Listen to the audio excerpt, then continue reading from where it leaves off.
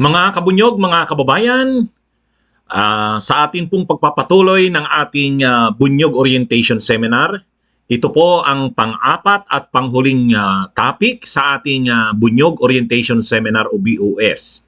Dito po sa panghuling topic, dito na po natin pinapakilala ang ating organisasyon. Ito pong Bunyog Pagkakaisa. Dito po tatalakayin po natin ano bang tipo ng organisasyon ang Bunyog Pagkakaisa. Ano ang mga katangian ng organisasyong ito? Ano ang mga prinsipyo nito, mga layunin at mga patakarang pang-organisasyon? So kung tayo po ay sasali sa Bunyog, mahalaga po na malaman natin ang mga bagay na ito. So isa-isahan po natin. Ano po bang tipo ng organisasyon ng Bunyog? Ang Bunyog po ay may dalawang description kung anong tipo ng organisasyon ito. Ito po ay isang pambansang kilusan at ito rin po ay isang pambansang partido politikal. So yan po mga kabunyog ang tipo ng organisasyon ng Bunyog. Ito po ay isang pambansang kilusan at ito rin ay isang pambansang partido politikal. Ipaliwanag po natin isa-isa ito. Una, ano ang ibig sabihin ng Bunyog bilang isang pambansang kilusan? Ang Bunyog ay masasabing isang pambansang kilusan o isang national movement dahil ito ay may lumalawak at lumalalim na latag at kasapian sa buong kapuluan at maging sa buong bansa. Siyempre, para masabi nating isa itong kilusan o movement, dapat nakalatag ito sa buong bansa at maging sa ibang bansa. At marami ito dapat nakasapi. Sa ngayon, parami rin ang mga naniniwala na sumasapi sa Bunyog at ang iba naman kahit hindi miyembro ng Bunyog sumusuporta dito. Kaya lalong tumitibay ang katangian nito bilang isang national movement o pambansang kilusan. Aktibo rin itong kumikilos para sa pagsusulong at pagsasakatuparan ng mga layunin nito at programa. So, sa maraming mga issues, advocacies, ang Bunyog ay laging nandyan. Kumikilos, tumutugon sa mga issue ng bayan. Hindi po ito, kahit nung matapos ang eleksyon, hindi ito tumigil. Kasi hindi naman ito isang traditional na political party. Ito ay isang may karakter ito o may tipo ito bilang isang kilusan. Kaya kahit walang eleksyon, tuloy ang laban. Kumikilos ito sa mga issue at kagalingan ng bayan. Yan po ang ibig sabihin ng pambansang kilusan. Ang pangalawang tipo ng Bunyog, ito ay isang pambansang partido politikal. Ibig sabihin po, ito ay isang political party. Hindi po tayo simpleng party list. Tayo po ay national, ay isang political party, partido politikal. At hindi rin tayo political party sa Bicol lang. Bagamat ang pangalan ng Bunyog ay mula sa Bicol, pero ito ay hindi isang panrehiyong partido politikal. Ito ay isang national political party. At registered tayo sa COMELEC. Kaya pwede tayong sumali hindi lang sa party list. Pwede tayong magpatakbo ng senador. Pwede nga tayong magpatakbo ng presidente. Pwede rin tayong magpatakbo ng mga mayor. Pwede rin tayong magpatakbo ng mga councilors kasi tayo ay isang political party. At pwede tayong magpatakbo saan mang bahagi ng bansa kasi tayo ay national political party. So, ang ating pong katangian, isa tayong pambansang kilusan at isang pambansang partido politikal. Sa isang organisasyon na Bunyog Pagkakaisa, dalawa ang ating tipo bilang organisasyon. Political movement tayo at political party tayo. At national ang ating saklaw. Yan po mga kabunyog. Ngayon sa tanong, ano naman ang mga katangian o karakter ng Bunyog Pagkakaisa? Ito po mayroon tayong tatlong katangian. Mga kabunyog? Ano ba ang mga tatlong katangian ng Bunyog Pagkakaisa? Ang tatlong katangian po natin, tayo po ay isang makabayan, tayo po ay isang Tayo po ay isang makabayan, tayo ay isang progresibo liberal, at tayo ay isang makamasang organisasyon. So yan po ang tatlong karakter o karakteristik o katangian ng bunyog. Isa tayong organisasyon na makabayan, isa tayong organisasyon na progresibo liberal, at isa tayong organisasyon na makabayan. Anong ibig na makamasa? Anong ibig sabihin ng makabayan? Makabayan tayo dahil para tayo sa pambansang soberanya at kalayaan. Laban tayo sa imperialismo ng US, ng China at ng iba pang imperialistang bansa. Nagtataguyo din tayo ng interes ng bansa at ng mamamayan. Yan po ang ibig sabihin ng pagka-makabayan. Tayo po ay kontra sa trapo at political dynasty. Tayo rin po ay kontra sa korupsyon. Sa ating mga pag-aaral na pinagdaanan, kahit dito sa Bunyog Orientation Seminar natin, talagang makikita natin ang pagka-makabayan ng bunyog. Ang pangalawang karakteristik natin, tayo ay isang organisasyon na progresibo liberal. Anong ibig sabihin po niyan? Progresibo kasi abante ang ating pag-iisip. Liberal dahil hindi tayo konserbatibo. Tayo ay progresibo liberal. Para tayo sa demokrasya at nagtataguyod tayo ng human rights. Para rin tayo sa tunay na pambansang kaunlaran sa pamamagitan ng pambansang industrialisasyon at tunay na reformang agraryo. Kontra din tayo sa lahat ng mga anyo ng diskriminasyon at reaksyon. O yan po ang ibig sabihin niyan. Makamasa. Ano naman ang ibig sabihin ng makamasa? Makamasa ang bunyog dahil ang mga paninindigan natin ay para sa masa. Karamihan din ng ating mga kasapian o miyembro ay mula sa masa. At ang ating mga lider at aktivista ay nakaugat sa masa. Yan po ang ating karakteristik bilang makamasa. Tayo po ay naninindigan para sa masa. Tayo rin po ay maraming kasapian galing po sa masa. At tayo rin po ang karamihan, ang ating mga leader ng ating partido at organisasyon ay nakaugat sa masa. Yan po ang ibig sabihin. So tatlo po ang katangian natin, ano? Makabayan, progresibo liberal, at makamasa. Tandaan po natin yan. Sa pangatlong tanong, ano ang mga batayang prinsipyo ng bunyog pagkakaisa? Ano po ba yung mga basic principles natin? Yung ating core principles. So ang ating pong core principles ay 5. Ano mga kabunyog? 5 ang ating core principles. Ano po ba ang una dyan? Ang una po dyan ay, mga kabunyog, ang una sa ating mga core principles ay nationalism. Ang pangalawa ay democracy o demokrasya. Ang ikatlo ay pang-ekonomiyang pagkakapantay-pantay o economic equality. Pang-apat ay pagpapakatao o humanism. Pang-lima, internationalismo o internationalism. Yan po ang ating 5 core o basic principles. Lahat po dapat ng sumasali sa bunyog ay ito ang taglay ng mga batayan o basic principles. Ulitin ko po. Nationalismo o nationalism. O yan, ito po, lakihan natin. Nationalismo o nationalism, democracy, demokrasya, economic equality o pang-ekonomiyang pagkapantay-pantay, pagpapakatao o humanism, at internationalism. Ano po ba ang ibig sabihin ng nationalism? Ang nationalism o nationalismo, minsan tinatawag rin nating patriotismo, ito yung pagpapangibabaw ng interes ng bayan at ng bansa. Ano naman ang ibig sabihin ng demokrasya?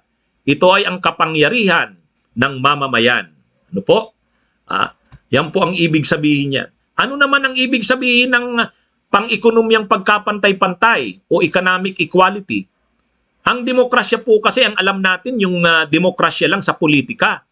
Yung mga demokrasya natin sa pagboto, yung ating mga kalayaan sa paghahayag. Pero hindi lang po yan ang demokrasya. Ang demokrasya ay hindi lang dapat sa politika. Dapat ganun din sa ekonomiya. Dapat ang kabuhayan, ang pagkakapantay-pantay ay hindi lang dapat sa politika, dapat maging sa ekonomiya. Yan po ang ating pangatlong basic principle, pang-ekonomiyang pagkakapantay-pantay. Ang pangatlo po, Pang-apat na. Pang-apat, pagpapakatao o humanism. Pinapangarap natin at gusto nating mapangyari ang isang lipunang nabubuhay ang mga tao na napapaunlad ng lubos ang kanilang pagkatao na malaya sa anumang diskriminasyon. Sa atin, gusto natin na makalikha tayo at mabuo natin ang isang lipunan na ang tao ay lubos na napapaunlad ang kanilang pagkatao na malaya sa anumang diskriminasyon. Yan po ang ibig sabihin ng humanism. Ang internationalism naman o internationalismo, pagkakaisa at kooperasyon ng lahat ng bansa at ng lahi. Ano po? Yan po ang mga basic principles ng bunyog. Ulitin po natin, 5 po yan. Nationalismo o nationalism, demokrasya o democracy, pang-ekonomiyang pagkapantay-pantay o economic equality, pagpapakatao o humanism, at internationalismo o internationalism. Yan po mga kabunyog ang limang core o basic principles ng bunyog. Dapat po matandaan natin yung 5 core principles ng bunyog. Sumunod po, ano ba ang mga patakaran na pang-organisasyon ng bunyog pagkakaisa? Yung mga basic organizational policies natin. Kung sasali tayo sa bunyog, dapat alam natin itong mga basic organizational policies. Ano po ba yon? Ito po yan, mga kabunyog. Isa-isahin uli natin. Isa-isahun ilo natin. Okay? So, ito, una, sa lahat ng pagkakataon, lagi po nating gawing gabay ang tanong na para kanino. Ano man po ang problema nating kinakaharap, ano man po ang usapin na kinakaharap natin sa bunyog, lagi pong itanong natin sa ating mga sarili, para kanino? Para kanino ba itong ginagawa natin? Kasi po may mga panahon, panghihinaan tayo, mayroon tayong magiging conflict sa ilan nating mga kasamahan, parang mayroon tayong makikitang hindi maganda, parang nananamlay tayo, at kung may mga panahon naman nagdududa tayo o pinanghihinaan, depressed tayo, at kung minsan nagsasakripisyo tayo, parang nagtatanong tayo, bakit ko kailangang magsakripisyo? Bakit kung kailangang dumaan sa ganitong kahirapan? Sumali ako sa bunyog, grabing sakripisyo ang dinadaanan ko. Ang importante po dyan, itanong natin sa sarili natin, para kanino? At ang sagot po lagi dapat dyan, para po ito sa bayan. Ang iisang bagay pong nagbibigki sa ating lahat ay ang pagmamahal po sa bayan. Yan po ang importanteng bagay na una nating dapat laging isaisip. Pangalawa, lagi po tayong sumalig at magtiwala sa masa. Yan po. Sa lahat ng pagkakataon, kailangan nating umasa at magtiwala sa masa. Naniniwala po tayo na ang masa ang nakararami sa ating lipunan. Kaya naman tayo hindi nagkakaroon pa ng pagbabago sa lipunan dahil ang karamihan pa ng masa ay hindi pa namumulat at linuloko pa sila ng mga trapo, niluloko pa sila ng mga oligarko, ng mga mayayaman sa lipunan. Kailangan natin silang imulat at isama sa ating laban. Dahil pag kumilo sila at nagkaisa sila, tulad ng pinakita natin sa mga nakaraan sa ating kasaysayan, lalo na nitong mga huli, yung EDSA People Power Revolution, yung EDSA DOS na nagpabagsak kay ERAP, lahat po yan nagpapakita na kapag kumilos, kapag namulat ang masa, kapag nagkaisa sila at kumilos sila, makakamit natin ang ating hinahangad na pagbabago sa lipunan. Yan po ang pangalawang prinsipyo. Laging sumalig at magtiwala sa masa. Pangatlo, magpakahusay sa wastong pag-aaral ng mga bagay at pangyayari. Marami po tayong makukonfront na mga problema, usapin. Huwag po tayong padalos-dalos sa pagbubuo ng mga konklusyon. Huwag po tayong padalos-dalos sa pagbubuo ng mga ideya na hindi natin muna siniyasat o pinag-aralan ang mga bagay-bagay at sinuri ito ng malaliman. Magpakahusay po tayo lagi sa wastong pag-aaral ng mga bagay at pangyayari. Konkretong pagsusuri muna sa konkretong kalagayan bago tayo bumubuo ng mga ideya at desisyon. Pangapat, ipatupad ang sentralisadong direksyon at desentralisadong operasyong pang-organisasyon. Ano po ang ibig sabihin niyan? Ang ibig sabihin po niyan mga kabunyog, mga kababayan, tayo ay isang national organization. Tapos mayroon tayong mga organisasyon, mga chapters, mga organizing committees, mga contacts sa iba't ibang lugar sa Pilipinas. Hindi pwedeng masyadong centralized ang organization natin. Hindi tayo susulong kung walang initiative ang mga rehiyon, probinsya, syudad at bayan. Dapat pabwiluhin ang inisyatiba ng mga local na mga chapters, organizing committees, contacts at iba pa. Kaya kailangan po natin ang decentralized na operation ng organization. Hindi pwede yung masyadong centralized. Kaya lang, dapat din naman yung mga chapters natin, mga organizing committees at mga contacts sa iba't ibang bahagi ng Pilipinas, hindi naman sila nagsasariling grupo o kaharian na wala na silang guidance o direksyon galing sa nakatataas nating mga party organs at units. Dapat lahat ng bahagi ng organisasyon saan mang bahagi ng Pilipinas ay sumusunod sa centralized na direction at guidance. Hindi pwedeng nagsihiwalay ang mga chapters natin na parang sila'y wala ng direksyon galing sa pambansang organs natin, organo natin at mga units. So ang prinsipyo po natin, ipatupad ang sentralisadong direksyon at desentralisadong operasyong pang-organisasyon. Panglima, laging sundin ang demokratikong sentralismo at sistemang komite. Para po mapatupad ang isang epektibong organisasyon, kailangan po nating sundin ang demokratikong sentralismo. Ibig sabihin po, may demokrasya sa atin, pero may sentralismo rin. Ibig sabihin, binabalansin natin ang demokrasya at disiplina. Totoo, mayroon tayong, hindi naman pwedeng ang mga desisyon ay binubuo ng walang mga talakayan, walang mga pulong, walang mga paglalabas na mga ideya. Kailangan po yan para maging masabing may demokrasya sa organisasyon natin. Pero hindi rin pwedeng panay lang tayo mga diskusyon, panay lang tayo talakayan, pulong, tapos kapag nagkaisa na, hindi naman sinusunod ang napagkaisahan. Dapat may demokrasya, pero at the same time din, mayroon ding disiplina. Yan po ang ibig sabihin ng demokratikong sentralismo. At dapat may sistemang komite. Ibig sabihin, ang lahat ng miyembro ng organisasyon ay may papel sa organisasyon. At lahat gumagalaw. Yun nga yung sinasabi nating matutong tumugtog ng piano. Ibig sabihin, lahat ng daliri ginagamit sa pagtipa. Hindi yung iisa lang na daliri ang gumagalaw. Yan po ang ibig sabihin ng sistemang komite. Pang-anim, itaguyod ang pag-asa sa sarili at sa suporta ng mamamayan. Ibig pong sabihin, tayo po ay isang political party, political movement na hindi naman umaasa sa mga politiko.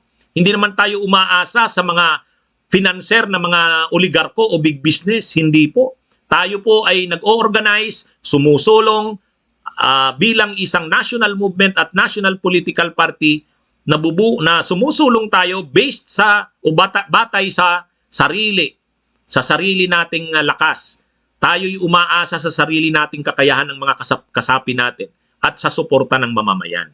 Napatunayan na po natin yan. Mula nang binuo tayo noong 2019 hanggang ngayon, ang bumubuhay sa atin, ang nagsusustain sa atin, yung pag-asa natin sa ating mga sarili at sa suporta ng mamamayan. Kahit sa paglahok natin ng elections, noong May 2022 nang sumali tayo sa party list, suporta ng mamamayan at pag-asa sa sarili ang nag-sustain sa atin. At kahit matapos ang eleksyon, bakit tayo tuloy-tuloy pa rin kahit tapos na ang eleksyon?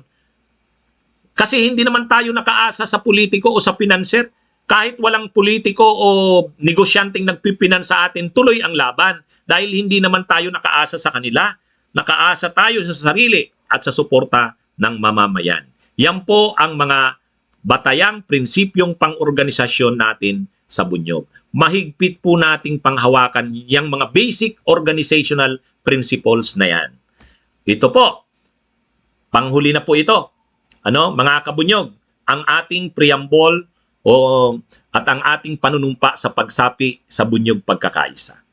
Ayan. Anyway, mamaya, bago tayo maghiwa-hiwalay, ay susumpa tayo sa ating pagsapi. Babasahin, natin yan, babasahin natin ang panunumpa sa pagsapi. Yan na ang nakalagay naman dyan ay yung mga diniscuss ko kanina lang. Yung ating mga basic principles nandyan sa ating panunumpa sa pagsapi, nandyan din yan sa ating preamble. So, mga kabunyog, bilang pagwakas, panuorin nyo ang ilan sa mga maiksing video, mga video clips ng ating mga pag-o-organize sa iba't ibang bahagi ng Pilipinas. Ito po, ito yung mga pag-BBOS natin at yung panunumpa ng mga kasapi. Makikita po natin, napakasaya po ng mga kabunyog natin. Ito po.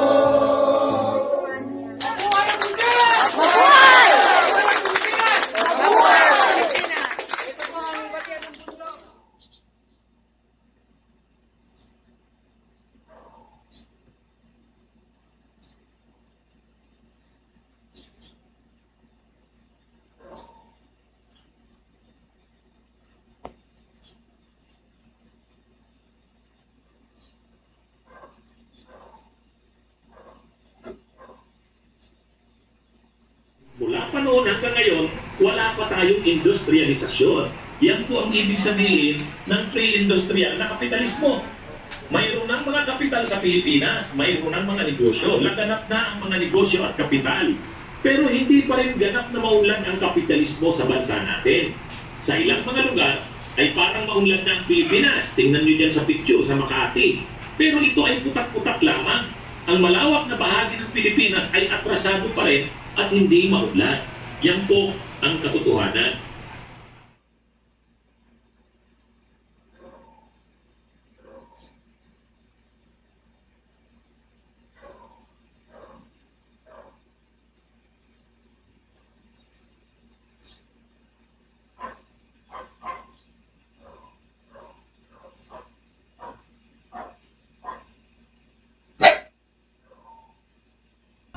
Pilipinas ang mundo, isisigaw.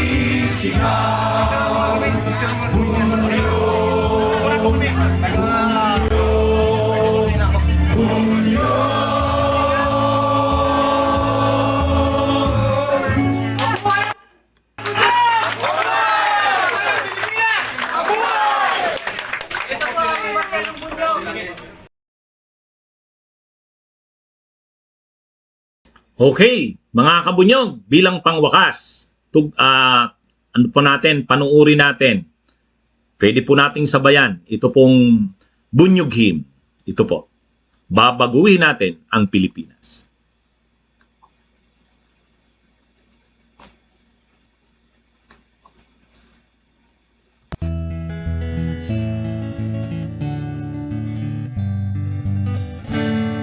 Ang ating Pilipinas ay may likas na yaman.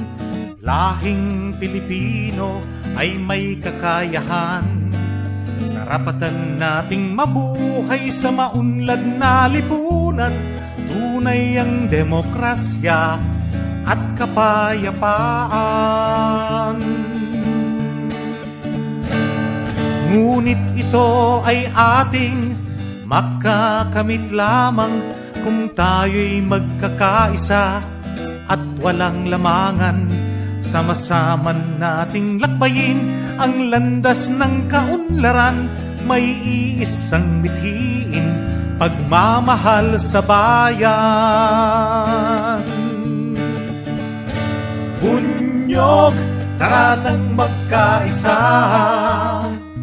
Bunyog, buong bansa ay sama-sama. Para sa katuparan ng ating mga pangarap, palayain ang bansa sa dayuhan at kurap. Bunyog, buklod-buklod tayong lahat. Bunyog, sa lupa man o sa dagat. Ating ipaglaban ang sariling atin, huwag nating hahayaang may ibang aangkin. Bunyog, halika na, kasama ka. Bunyog, kapag buklod ay may pag-asa. Luzon, Visayas, Mindanao, isa ang pananaw. Sa bagong Pilipinas ang bunyog isisigaw. Bunyog.